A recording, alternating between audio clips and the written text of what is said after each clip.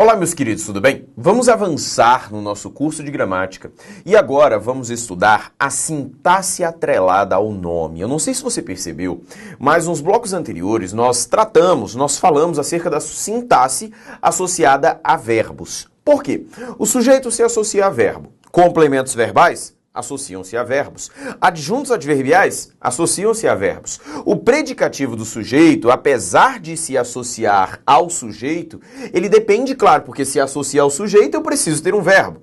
O predicativo do objeto se associa ao objeto, mas para se associar ao objeto eu preciso ter um verbo que admita o objeto. Então, não sei se você percebeu, mas toda a análise sintática que fizemos até o presente momento está intimamente associada ao verbo. Agora nós vamos avançar e entender um pouco da sintaxe associada ao nome. Vejamos a tela, por favor. E olha só o que nós temos. Primeiro passo, eu gostaria de comentar com você essa questão que está aí, tudo bem? Comentar, não irei resolvê-la, uma vez que a resolução será feita mais adiante. Olha o que está dito. Quem pode escapar ileso do medo e do desatino? Quem viu o pavio aceso do destino? E ele diz a você o seguinte. Nos versos, os termos do medo, do desatino e do destino exercem a mesma função sintática. Primeiro ponto que gostaria de observar com cada um de vocês é que, neste fragmento apresentado, todas as expressões aqui identificadas estão preposicionadas. E coloque algo na sua cabeça. Toda expressão preposicionada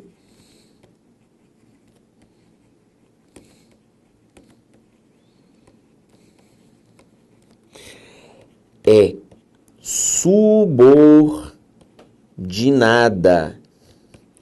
O que significa dizer que toda expressão preposicionada é subordinada? Se ela é subordinada, ela é necessariamente dependente de outro termo. Tudo bem? Significa dizer, em termos ainda mais claros, liga-se a outro termo. A outro termo. Ok? Então, toda vez que eu noto do medo preposicionado, do desatino preposicionado e do destino preposicionado, eu sei que essas três expressões estão ligadas, são subordinadas, dependem de outra para existir, ok? Eu quero encontrar, portanto, a quem esses termos se ligam. Veja comigo, por favor. Quem pode escapar ileso do medo e do desatino? Veja só, o meu do medo e do desatino pode se ligar a quem, ao pode, ao escapar e ao ileso. Mas pare e pensa. Quem de algo, pode de algo, ileso de algo, agora pode ser escapar de algo. Eu escapei do assalto.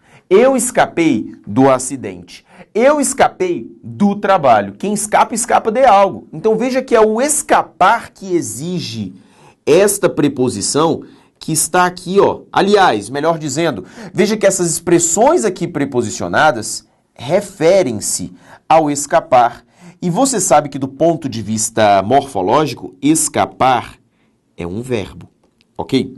Veja comigo na parte de baixo. Quem viu o pavio aceso do destino. Veja para mim que nesta sentença, viu é o meu verbo. Só que você, sem fazer qualquer análise sintática, sabe do seguinte. Do destino não se liga ao verbo ver. Uma vez que na minha sentença não existe quem viu, viu de algo. Não.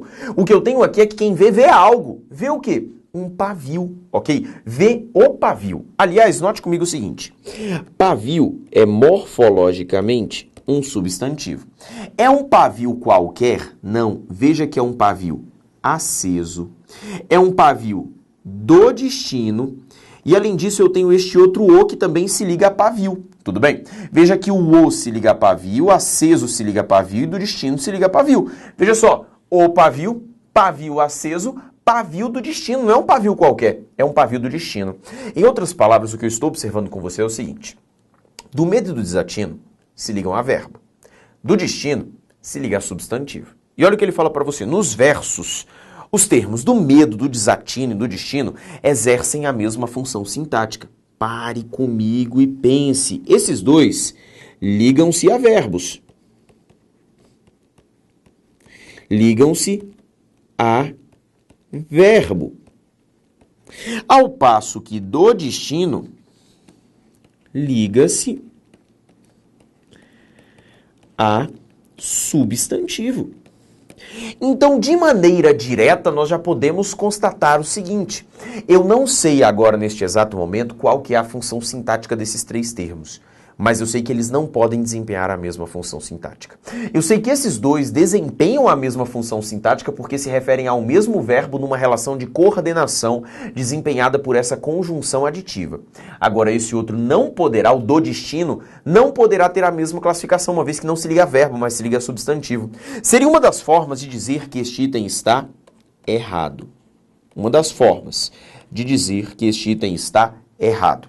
Se eu fosse fazer a análise sintática, perceberia o seguinte, que quem escapa, escapa de algo é um verbo transitivo indireto, do medo é um objeto indireto e do desatino é um objeto indireto. E do destino não pode ser objeto indireto, porque nem a verbo se liga. Então veja para mim que do destino é qualquer coisa na face da Terra menos objeto indireto. Então eu já elimino e confirmo que o gabarito é errado. Só que o que eu quero fazer com você agora é te ensinar a identificar a classificação sintática de do destino. Ou seja, quero tratar com vocês da sintaxe dos termos ligados ao nome. Então veja comigo a tela, volte comigo aqui, por favor. Nós retornaremos a esta questão mais adiante, mas por enquanto vamos olhar uma parte teórica. Olha só, termos ligados ao nome, que eu também posso chamar de sintaxe do nome, ou então também posso chamar de morfossintaxe do sintagma nominal. Essas nomenclaturas são todas válidas, ok? O que estudamos até o presente momento são os termos ligados a verbo, a sintaxe do verbo, a morfossintaxe do sintagma verbal. Foi isso que vimos até então. Agora nós vamos falar da sintaxe do nome, dos termos ligados ao nome, da morfossintaxe do sintagma nominal. Morfossintaxe, relação de morfologia e sintaxe. Sintagma é uma estrutura organizada de elementos linguísticos. E eu quero fazer a análise desses termos. Primeiro ponto, termos que se ligam ao nome, isso considerando todas as funções sintáticas. O que nós temos de termos que se ligam ao nome no período simples? O predicativo, que pode ser do sujeito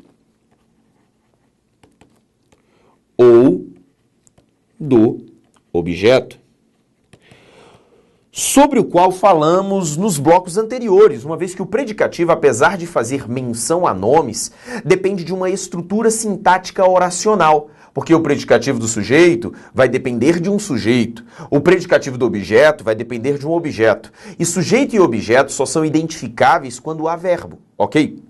Veja comigo que aposto é uma classificação sintática sobre a qual falaremos depois, uma vez que o estudo do aposto ele fica melhor nas aulas de pontuação. Nas aulas de pontuação. Ok? Inevitavelmente, logo depois de estudar os termos ligados ao nome, nós falaremos sobre três funções sintáticas de maneira bastante rápida, que é aposto, vocativo e agente da passiva. Ok? Só que aposto e vocativo são termos que são estudados com mais qualidade nas aulas de pontuação. Então teremos uma aula para tratar essas três funções sintáticas, mas aposto e vocativo são assuntos que voltarão nas aulas de pontuação. E além disso, nós teremos o agente da passiva, que é melhor compreendido nas aulas acerca de vozes verbais. Só que, claro, também vou comentar com você sobre a existência do agente da passiva, ok? Vou fazer o comentário, só que lá na frente, quando falarmos de vozes verbais, esse assunto voltará, ok? Em outras palavras, meus queridos, falaremos agora bastante sobre esses dois aqui, ó. Adjuntos adnominais e complementos nominais. Já chamo sua atenção para um detalhe. É um assunto que não é muito cobrado em provas de concursos públicos. Não é muito cobrado. São poucas as bancas que exploram com relevância, com frequência esse assunto. A exemplo, Fundação Getúlio Vargas. A Getúlio Vargas sempre faz algumas questões acerca deste assunto. Então, para Getúlio Vargas faz muita diferença. Para quem está fazendo para outras bancas, cai muito pouco. Só que, na verdade, cai pouco em relação à identificação. Se é adjunto adnominal, se é complemento nominal. Mas para que você entenda pontuação, você vai precisar saber o que é uma adjunta nominal e um complemento nominal. Para saber mais tarde um pouco sobre período composto, você precisa conhecer o que é o adjunta nominal e o complemento nominal, sobretudo para o entendimento das orações subordinadas adjetivas e das orações subordinadas substantivas. Então entenda este bloco, aliás, essa sequência de blocos, como pré-requisitos para blocos posteriores. Se você, por acaso, for fazer uma prova da Fundação Getúlio Vargas, você já sabe, isso aqui é necessário para Getúlio Vargas. Vai fazer, por exemplo, uma prova do CESP. Não, o CESP praticamente não cobra isso. Mas o CESP explora em pontuação e lá no período composto, ok? Então são pré-requisitos fundamentais a fim de que você entenda assuntos posteriores, ok? Então por isso vamos tratar a diferença de adjuntos adnominais e complementos nominais.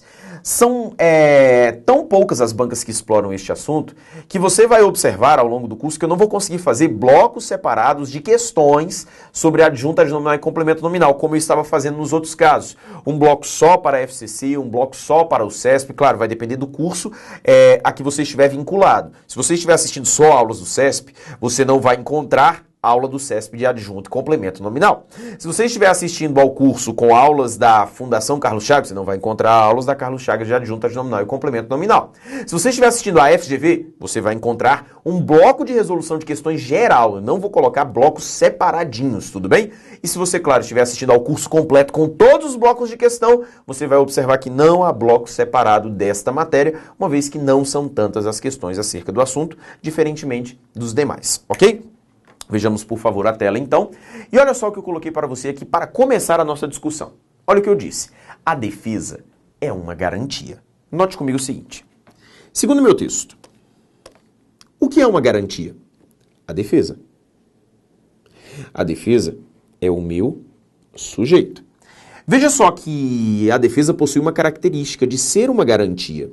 Portanto, isso aqui se refere ao sujeito, é um predicativo do sujeito. E o verbo que aqui está apresentado é um verbo de ligação. Essa análise sintática você já sabe fazer, ok? Você já sabe fazer. Veja que o sujeito possui um núcleo, que é o núcleo defesa. Veja que garantia, o predicativo do sujeito possui um núcleo, que é garantia. Toda expressão sintática possui um núcleo, ok? Não só o sujeito. E eu tenho aí o núcleo do sujeito é defesa, o núcleo do predicativo do sujeito é garantia. Veja que sobraram elementos sintaticamente sem classificação, que é o a e o uma. Ok? Esses elementos estão junto ao nome, eles estão próximos ao nome e eles pertencem a essas frases. Isso aqui é uma frase, a defesa. Isso aqui é uma frase, uma garantia. Isso é uma oração, entendeu? Veja comigo a sequência. Olha só, isso aqui seria uma sentença simples. Agora imagine se fosse assim. A defesa do consumidor é uma garantia da Constituição. Note comigo, olha, o verbo está bem aqui. Quem é que é uma garantia da Constituição? A defesa do consumidor. Esse aqui é o meu sujeito. A defesa do consumidor tem uma característica, segundo o meu texto, ser uma garantia da Constituição. Portanto, isso aqui é um predicativo do sujeito, uma vez que esse verbo foi empregado como verbo de ligação. Tanto o sujeito bem como o predicativo possuem núcleos, defesa e garantia. Só que o que eu quero analisar com você mais adiante é o seguinte: qual é a classificação sintática de a, de do consumidor, de uma e de da Constituição? Eu quero fazer a análise sintática com você desses termos em separado, ok? Para que você entenda a sintaxe do nome. Até porque, veja só, a defesa do consumidor é uma frase. Uma garantia da Constituição é uma frase. Eu associo duas frases a fim de formar uma oração. Ou melhor dizendo, a defesa do consumidor é uma estrutura organizada de elementos linguísticos. É um sintagma nominal, porque gira em torno de um nome. Uma garantia da Constituição é uma sentença organizada de elementos linguísticos. É um sintagma cujo núcleo é um nome. Ou seja, também é um sintagma nominal, ok? E o que eu quero fazer com você é te permitir a análise sintática do resto. Professor, por que analisaremos sintaticamente do consumidor e da Constituição?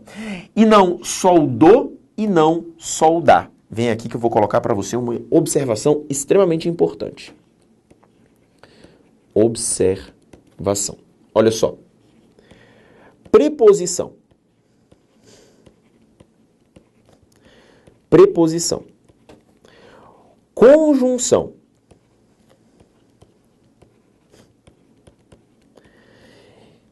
E interjeição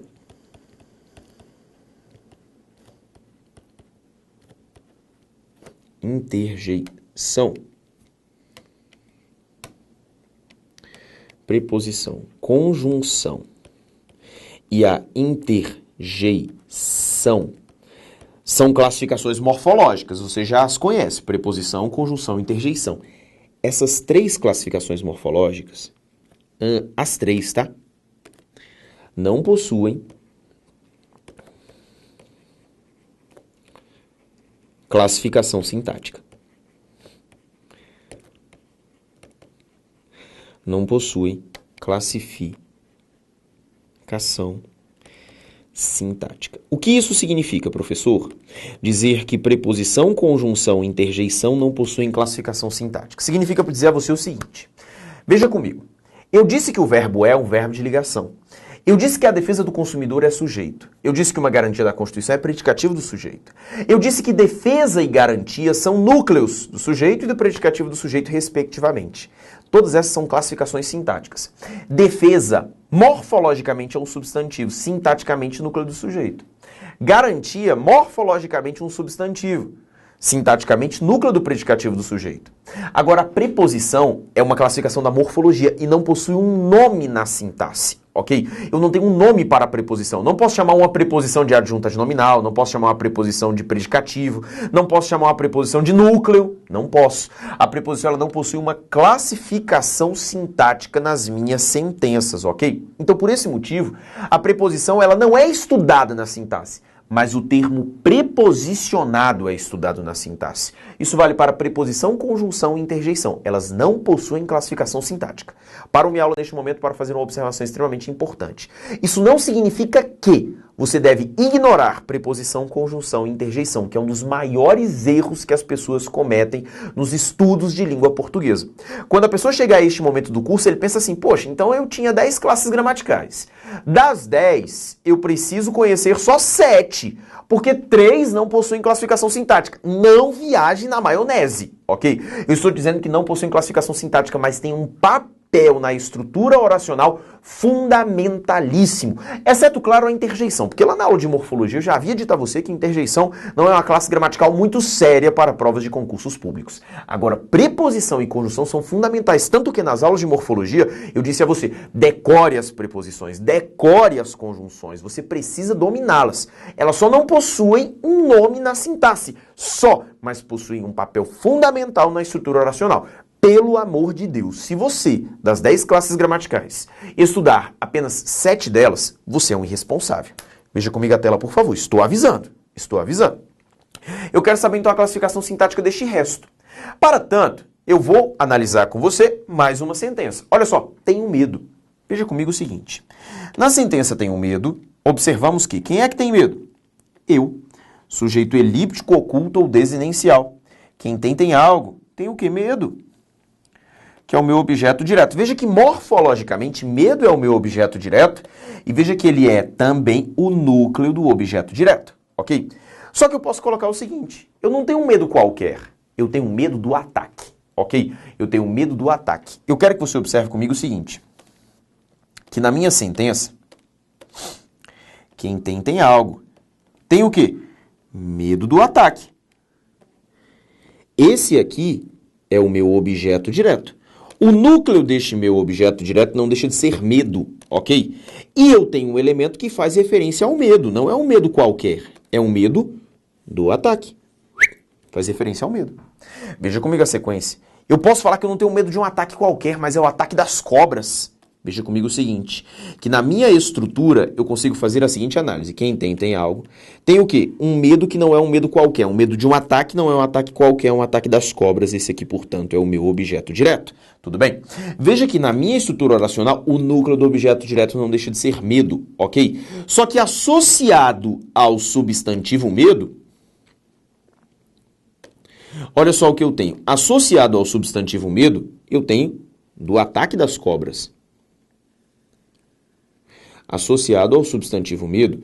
E associado ao ataque, eu tenho das cobras. Tudo bem? Volte comigo mais um pouco. Olha só. Eu quero falar que não são cobras quaisquer. Eu quero falar que são cobras do Pantanal. Olha só. Eu coloco para você, então, a seguinte análise sintática. Quem tem algo. Tem o quê? Medo do ataque das cobras do Pantanal. Esse aqui seria o meu objeto direto. Note comigo, por favor, que o núcleo do objeto não deixou de ser medo. Não é um medo qualquer que eu tenho. Eu tenho medo do ataque das cobras do Pantanal. Isso aqui caracteriza, olha só, o medo. Veja comigo o seguinte, que não é um ataque qualquer, é um ataque das cobras do Pantanal, caracterizando o ataque. E não são cobras quaisquer, são cobras do Pantanal, caracterizando as cobras, ok? E veja que medo, ataque, cobras e Pantanal são todos substantivos. E para fechar, veja comigo uma última possibilidade. Eu coloco para você o seguinte, tenho, quem tem algo. Tem o quê? É um medo que não é um medo qualquer, é o medo do ataque das cobras do Pantanal mato-grossense. Esse todo seria o meu objeto direto. Veja que nesse meu objeto direto, o núcleo não deixou de ser medo. Veja que associado ao medo,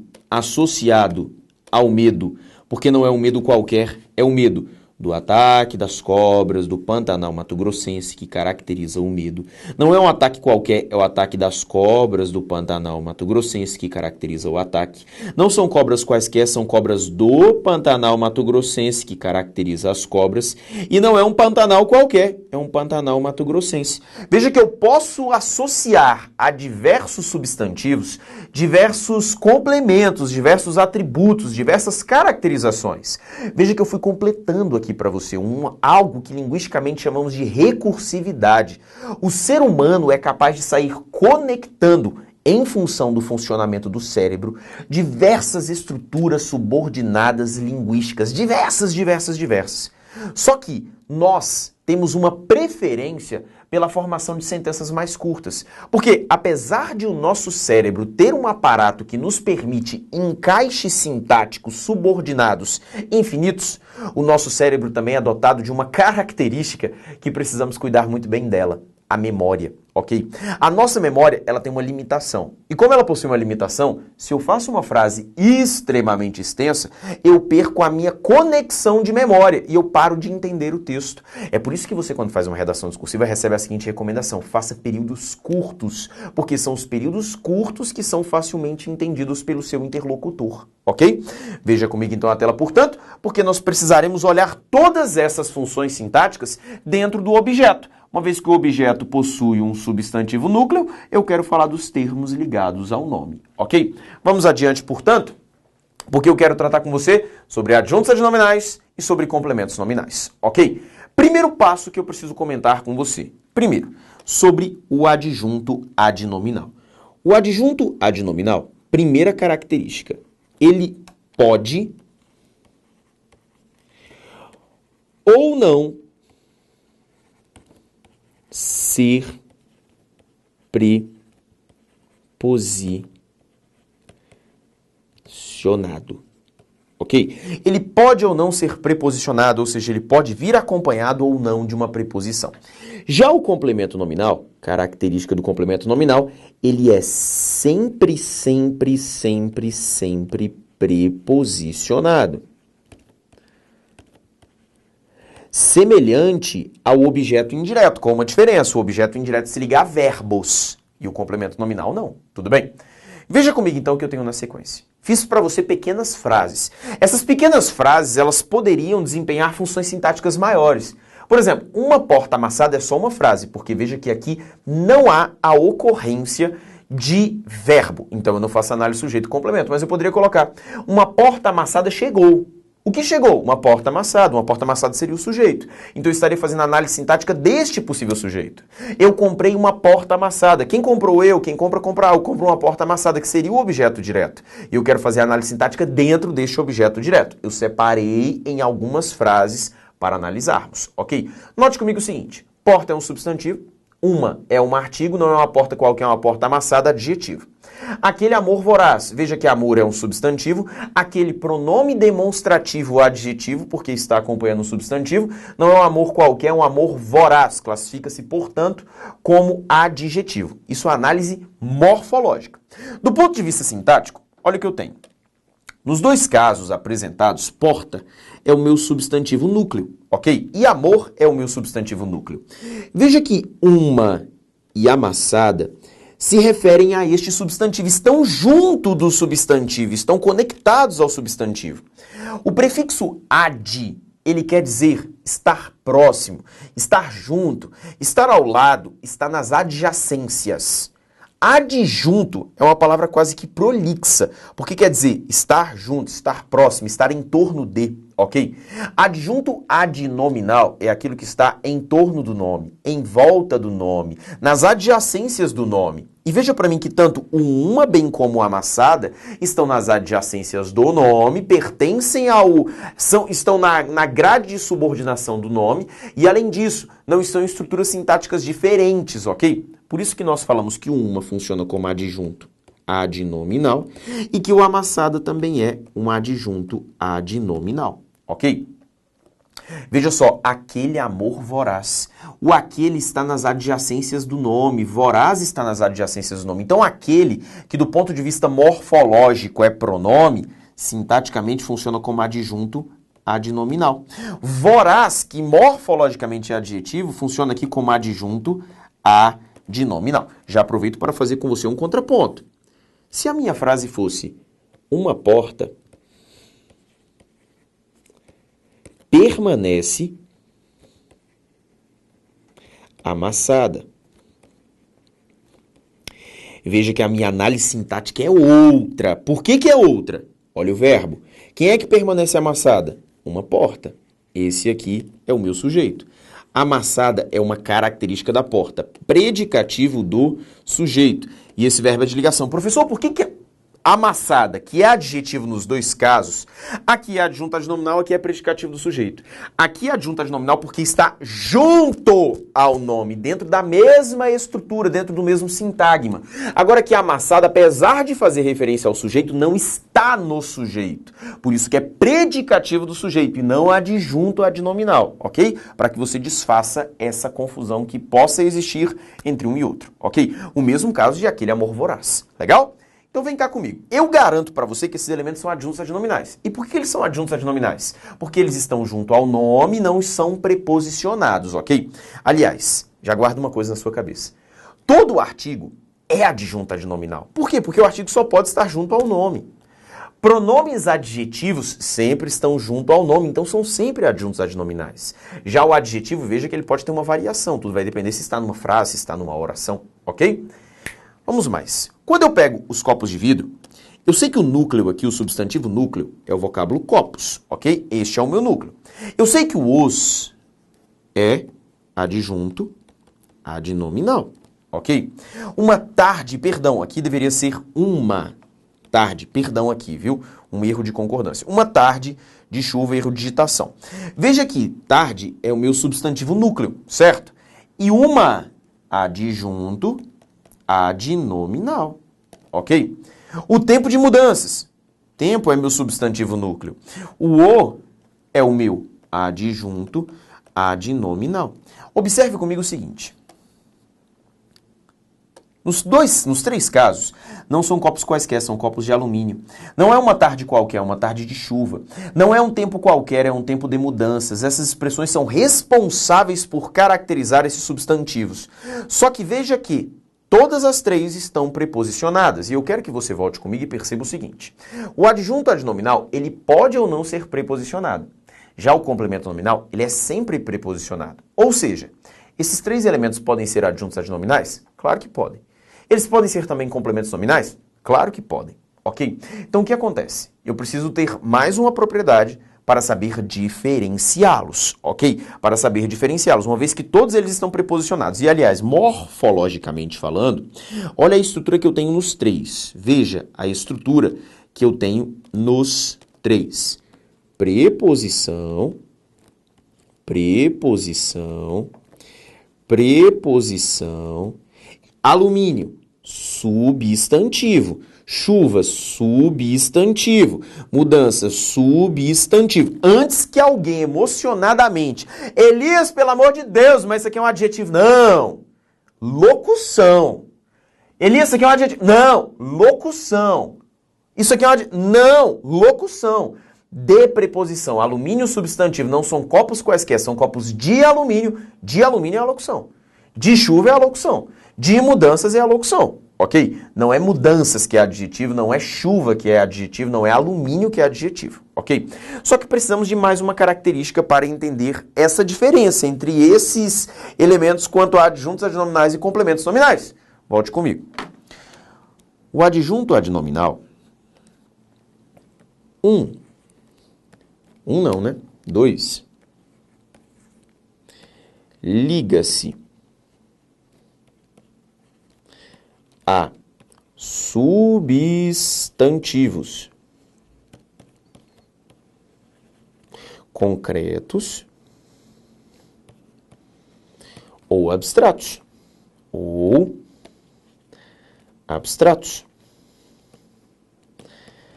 Já o complemento nominal, 2, segunda característica, liga-se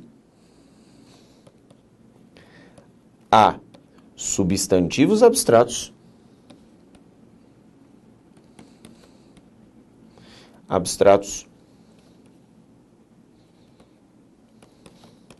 adjetivos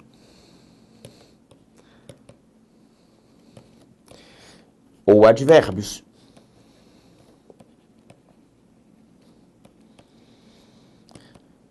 Então agora ficou fácil, porque eu sei a diferença dos substantivos. Por exemplo, quando eu pego os copos de alumínio, eu sei de algo. Copos é um substantivo que com certeza é concreto. E sendo substantivo concreto, de alumínio, só pode ser um adjunto adnominal. Ok?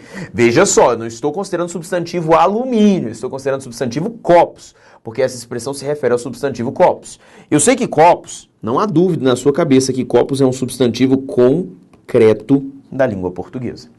Agora olha para mim as próximas. Uma tarde de chuva. Eu te pergunto, tarde é um substantivo que é concreto ou é abstrato? O tempo de mudanças. Tempo é um substantivo concreto ou abstrato? Sei que muitos de vocês ainda carregam aquela associação de que o substantivo concreto é aquele que eu posso pegar, o substantivo abstrato é aquele que eu não posso pegar. Melhor dizendo, o substantivo concreto é aquele que existe, o substantivo abstrato é aquele que não existe. E a pessoa automaticamente pensa, professor, copos é concreto, que eu pego, existe. Peraí, mas tarde não existe não? Tempo não existe não? Eu vou te falar, essa classificação, ela não é adequada, sobretudo para esse tipo de análise que estamos fazendo aqui agora. Tudo bem? Eu preciso de uma análise um pouco mais profunda, um pouco menos primária, acerca da diferença entre substantivos concretos e abstratos. Inicialmente, a concepção que se tem é que o substantivo concreto é aquele que possui, aquele que apresenta imagem acústica, aquele que gera uma imagem na sua cabeça. Por exemplo, quando eu falo copo, com certeza vem uma imagem à sua cabeça, e portanto seria um substantivo concreto. Quando eu falo um substantivo como amor, amor não gera uma imagem na sua cabeça. Aliás, gera, só que a imagem de um coração. O substantivo que designa coração é coração. Talvez venha à sua cabeça a imagem de um casal. O substantivo que designa casal é casal. Às vezes vem à sua cabeça a imagem do seu companheiro, da sua companheira, do seu amado, da sua amada. O substantivo que os designa é homem ou mulher. Ok? E não amor. Você pode até por um processo metonímico chamar essa pessoa de amor, mas não é o substantivo que designa. Tudo bem? Então precisamos ir além para saber a classificação, porque eu vou te falar, só a imagem acústica não basta. Ok? Veja comigo então a tela. Para ficar mais fácil o seu procedimento, você vai analisar comigo o seguinte. O que é um substantivo abstrato? O que é um substantivo abstrato? Substantivos abstratos da língua portuguesa, meus queridos, são esses aqui, ó. Qualquer substantivo que designe um sentimento, qualquer substantivo que designe uma sensação, ok? Sentimentos como amor, ódio, raiva, inveja, ok? Esses seriam exemplos de substantivos que nós podemos considerar substantivos abstratos. 3. Substantivos que designam ações, que são substantivos derivados de verbo, ok? substantivos derivados de verbo, substantivos que são oriundos de verbo, ok? Também posso colocar como substantivo abstrato qualquer substantivo que designe um estado humano. Estado humano. Algumas pessoas ainda generalizam e colocam o seguinte, que o substantivo abstrato é aquele que possui existência dependente de alguém. Por exemplo, se eu pego um substantivo como amor, é um sentimento e possui uma existência dependente. É necessário que alguém ame, tudo bem? Alguém para ser amado. Uma sensação frio, só se sente frio se houver alguém para sentir o frio, tudo bem? Uma ação, como por exemplo um substantivo como pedido, o pedido, é necessário que haja alguém que peça, tudo bem? Um estado humano, como por exemplo vida, morte. Ora, para que haja vida, alguém precisa viver. Para que haja morte, alguém precisa morrer. Então por isso que se fala dessa existência dependente, ok? Veja comigo, por favor, então o seguinte. Tarde não é sentimento. Tarde não é sensação. Tarde não é derivado de nenhum verbo, não é uma ação. Tarde também não é um estado humano. E, aliás, tarde não possui existência dependente de ninguém. Tempo. Tempo não é sentimento. Tempo não é sensação. Tempo não é uma ação, não é derivado de qualquer verbo. Tempo também não é um estado humano. E, aliás, não possui existência dependente de ninguém. Eu vou te falar. Tempo e tarde são substantivos concretos. Tudo bem? Ambos são substantivos concretos. Motivo pelo qual eu sei que de chuva e de mudanças funcionam sintaticamente como adjuntos adnominais. Professor, então como é que funciona para os substantivos concretos? Ora, aquilo que não for sentimento, aquilo que não for sensação, aquilo que não for ação derivado de verbo, aquilo que não for um estado humano e aquilo que, em geral, não possuir uma existência dependente de alguém, vai ser substantivo concreto. Concreto. Então, na verdade, meus queridos, para que a nossa análise fique ainda mais perfeita, o substantivo concreto há de ser o resto. Ok? O resto. O que não é sentimento, o que não é sensação, o que não é ação, o que não é estado humano, o que não tem existência dependente de ninguém, estará dentro do grupo dos substantivos concretos. Entendeu como funciona? Então, é assim que nós fazemos essa associação. Por exemplo, um polêmico, Deus. Deus não é sentimento, não venha me dizer que Deus é amor, tá? Deus não é sentimento, Deus não é sensação, Deus não é derivado de nenhum verbo, Deus não é um estado humano, Deus não tem a existência dependente de ninguém. Ah, professor, mas para aí, se eu não acredito em Deus, então ele tem existência dependente. Não, mas aí você está fazendo uma discussão filosófica teológica, ok? Eu não estou preocupado com as questões filosóficas, teológicas e metafísicas, eu estou preocupado única e exclusivamente com as questões linguísticas, ok? Então por isso nós falamos que Deus é um substantivo, olha só, concreto. Tudo bem? Substantivo como vento. Não é sentimento, não é sensação, não é ação, não é estado humano. Não existe dependência. Ah, professor, mas para que exista o vento, alguém tem que sentir o vento na pele. Não, então na verdade você pode sentir o frescor do vento. Frescor. Aí seria sim um substantivo abstrato. Agora vento é concreto. Tudo bem? Substantivo como, por exemplo, um substantivo como atendimento. Atendimento não é sentimento, não é sensação, mas é derivado do verbo atender. Então é um substantivo abstrato. Um substantivo como beijo. Opa, mas beijo tem existência dependente? Claro que tem. É associado ao verbo beijar, assim como abraço, do verbo abraçar. Tudo bem? Então esses aí seriam os substantivos abstratos. Os demais são classificados como concretos. Qualquer ser onírico, Papai Noel, fada, Saci Pererê, duende e a desgraça inteira. Todos são concretos. Por quê? Saci Pererê, Papai Noel, seres oníricos, unicórnios, né, que são os famosos, não são sentimentos, não são sensações, não são ações, não são estados humanos, existência dependente de alguém. Claro, isso está associado à sua crença. Eu, Elias, não acredito em Saci Pererê. Pode ser que você que está aí do outro lado acredite demais em Saci Pererê. Só que essa existência, ela é subjetiva, ou seja, está associada às nossas crenças e não à nossa língua. Então coloque isso na sua cabeça, tudo bem? Substantivo concreto é todo o resto. Para ser substantivo abstrato precisa estar aqui. E por que eu dou tanta importância aos substantivos abstratos? Porque não sei se você percebeu, mas existe uma associação profunda entre termos preposicionados ligados a substantivos abstratos. Porque é aqui que mora a dúvida, pessoal, é aqui que mora a dificuldade das pessoas. Quando eu digo que não está preposicionado, só pode ser adjunto adnominal. Quando eu digo que se liga a um substantivo concreto, só pode ser adjunto adnominal. Quando eu digo que se liga a adjetivo ou advérbio, só pode ser complemento nominal. A intersecção existe entre termos preposicionados e ligados a substantivos abstratos. É aí que mora a dúvida. Porque, por exemplo, olha para mim no exemplo 2. No exemplo 2 está assim, ó, aquele amor voraz. Eu sei que amor é um substantivo que é abstrato, mas voraz está sem preposição, então só pode ser adjunto adnominal. Eu gostaria que você observasse comigo essa questão que aqui está, ó. Cumprirei os dispositivos legais e normativos, com especial respeito ao código de ética da profissão. Veja só que quem cumprirá será eu. Quem cumpre, cumpre algo. Cumpre o quê? Os dispositivos legais e normativos.